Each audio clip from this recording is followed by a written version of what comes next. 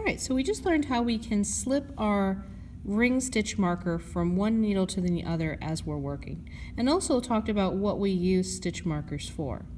Now I've come to the place on the wrong side of my fabric, and I can tell that because the stitch marker that I placed, the locking stitch marker, is not facing toward me.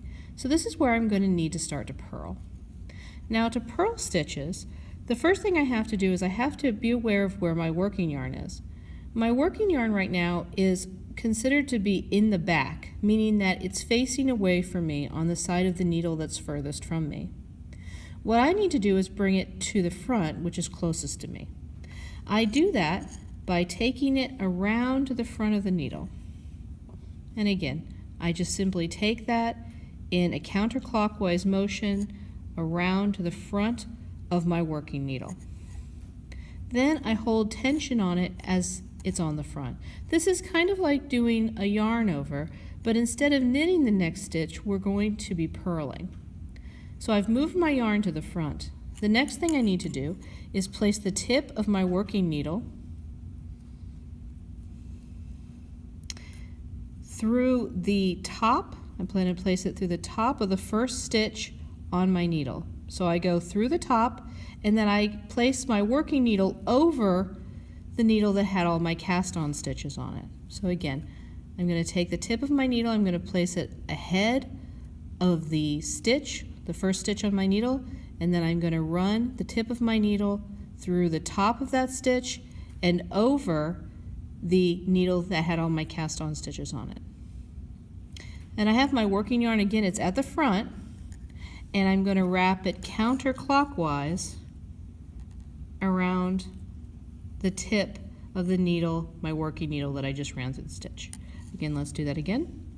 I'm going to take my yarn, my working yarn that's at the front, and I'm going to wrap it counterclockwise around my working needle. From here, it's pretty much like working a knit stitch. I have to pull the loop that I just created, which will be my new stitch, through the existing stitch that I ran my needle through. So I'm just going to simply pull that through.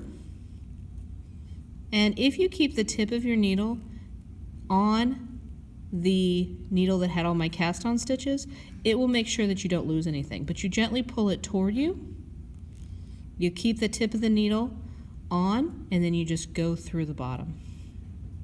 Once you've done that, you've pulled your new stitch through the stitch that was already existent, and you just simply slide them off the needle. Okay. Once you've made one purl stitch, you no longer need to move your yarn to the front. Notice that it's already at the front, not at the back. And I'm ready to knit my next stitch. So I place the tip of my needle on top or ahead of the first stitch on my needle.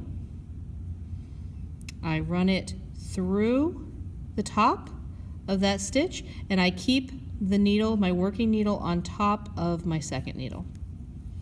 Then I take my working yarn and I wrap it counterclockwise around the needle, the working needle. Then, keeping the tip of my needle in contact with the second needle, I'm just going to go ahead and pull the tip toward me, but not through the stitch I just made, and just gently pull that new stitch through the old stitch and place my working needle in the process below the needle that had all my cast-on stitches. Then I have this loop that still remains. I'm going to go ahead and just pull that off. And you can tighten with the working yarn. Alright, so I'm going to do it one more time a little bit faster. My working yarn is already at the top or at the front. I'm going to go ahead and place my needle through the loop, wrap my working yarn around the working needle counterclockwise, and then pull the new stitch through the old stitch, and then transfer from the second needle to my working needle. All right, one more time.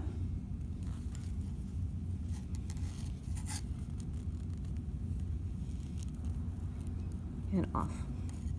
Now here I've come to another stitch marker, and again I'm just going to use my needle points to transfer it from the needle that had my cast-on stitches to the needle that has my working stitches.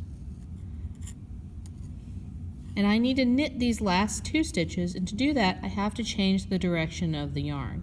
I moved it from the back to the front to purl, but I need to knit again, so it has to be at the back to knit.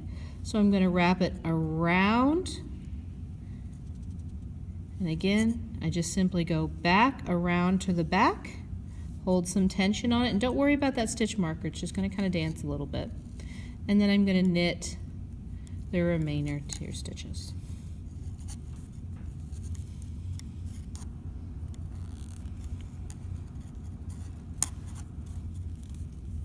There you go. And so I have my first 2 rows of my stockinette stitch pattern where I'm alternating knit and purls.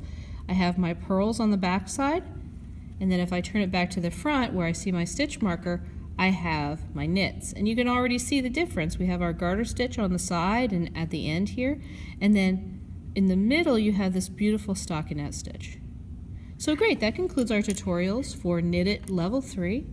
Again, if you're interested in coming to Knit It classes at the Orange County Library System in Orlando, Florida, check out our calendar at www.ocls.info/classes. Great, and I'll see you in class soon.